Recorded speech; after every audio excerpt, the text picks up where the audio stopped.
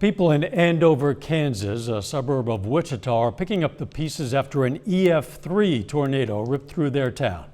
Reporter Haley Tucker talked with people who've lost their homes.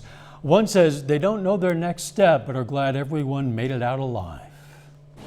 Pieces of the Rummery's home and personal items now lay scattered in the aftermath of the tornado. I found pictures of other people's families, loved ones. We found a note from our neighbor.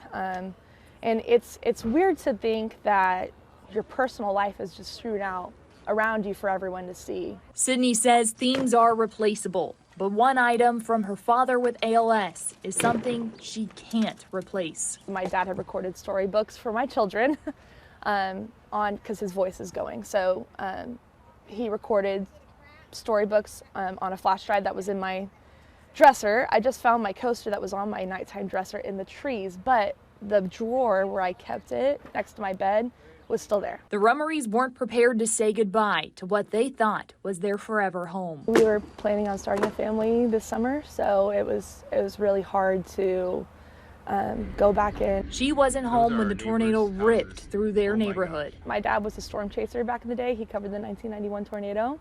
So he's the first one who called me and kind of said, hey, this is kind of what's going on. So he doesn't have a voice anymore because he has ALS. So it was really strange of him to call me, so I knew it was bad when that happened. Her husband, Brooks, made it to the basement before their home was destroyed. Sydney says phone service was down, so she didn't know if he was okay, but says they were finally able to reunite just hours after the storm.